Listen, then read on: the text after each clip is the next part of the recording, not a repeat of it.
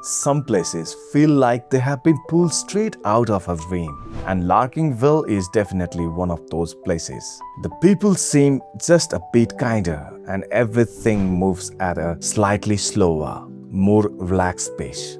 Yeah, Larkingville, really a wonderful place, except for one small problem that affects the entire town. This is a Trevor's story, and you're watching Just Beyond series, standing up for yourself. Trevor casually steps all over a patch of freshly planted flowers and throws out a sarcastic apology. The woman tells him it's fine and assumes it was an accident, even though her face clearly says otherwise. Trevor casually mentions he'll see her tomorrow, and as he walks away, she watches him with clear disdain. Moments later, we see Trevor stroll right in front of a moving car, and the driver ends up apologizing to him. You can already guess the kind of person he is. He goes on to steal tips from a street performer, knocks over a painting, and generally behaves like a complete nuisance throughout town. What's strange is that most people respond with tolerance or maybe even fear. Trevor walks past a fence where a dog starts barking aggressively at him.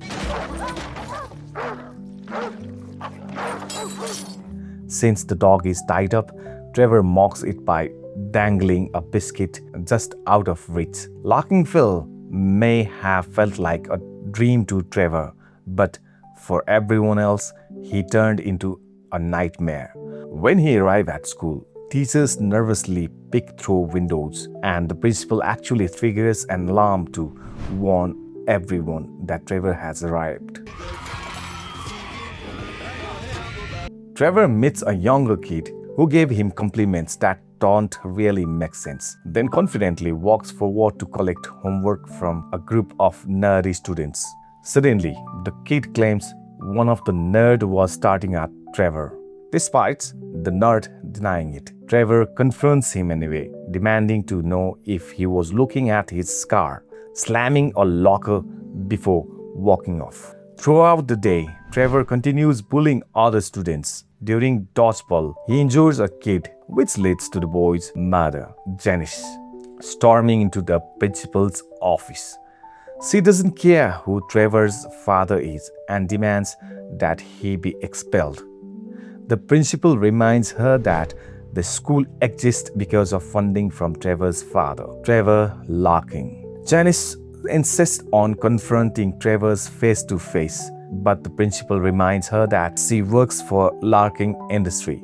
Janice doesn't care and says that they can fire her if they want. The principal calmly responds that she's already fired. Then adds the Rick Larkin owns the apartment complex where Janice lives and could easily throw her out if Rick hears even a hint that Trevor did something wrong. The principal himself would be fired for allowing the accusation, and the academy would lose funding, costing dozens of people their jobs. He advised Janice to just let it go. This is Larkingville. In economics class, the teacher asks a question and Trevor raises his hand. The teacher is surprised, but Trevor uses the moment not to answer properly, but to remind everyone how powerful his father is, claiming he could wipe the whole town out with a snap of his finger. Right then, a new student walks in, a boy with a prosthetic leg. Trevor immediately gets excited at the sight of fresh someone new to torment. The boy introduces himself as Ivan Barger, and Trevor bursts into laughter, mocking his name as asking as he comes with fries or if his middle name is Cheese. After class, Ivan is suddenly pulled around a corner, not by Trevor, but by the nerds. They quickly warn him that Trevor is coming for him. Ivan asks why, and they explain that Trevor targets everyone, and now Ivan is the bullseye. Their advice is simple: do whatever Trevor says because it's easier that way. Then they welcome him, what they call the resistance, At lunch, Ivan is quietly eating when Trevor shows up and demands he empty his backpack. Ivan asks why. The Trevor simply says, "Because I said so." Ivan refuses, and the entire cafeteria gasps. Some students run, and even the lawn staff pull down the shutter. The nerds panic, blaming themselves for not warning him enough, and declare Ivan as good as dead. Trevor starts threatening him, but Ivan stands his ground and calls his bluff. Without hesitation, Trevor punches him directly in the face. That night, Trevor is playing video game when someone rings the doorbell. He yells for someone else to get it, but when no one does, he angrily answers the door himself. Standing there is Ivan and his elderly grandmother. She calmly asks if Trevor is the one who gave Ivan a black eye. Trevor demands to know how they found his house and threatens to call the police. The old woman tells him instead to apologize to Ivan. Trevor tells him to get off his property and warns Ivan that he'll deal with him at school tomorrow. As he tries to slam the door, the old woman steps forward and begins chanting.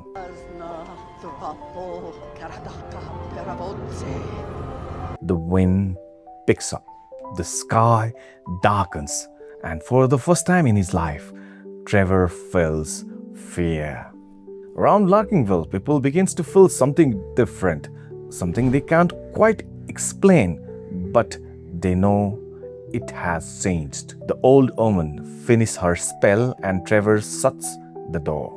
Later at dinner, Trevor's father talks about how Janice dared to confront him at work, accusing Trevor of being a menace. Trevor lies, saying the dodgeball incident was an accident, and his father believes him completely. Rick's wife Kendra says she feels bad for the injured kid, but Rick dismisses her kindness as weakness.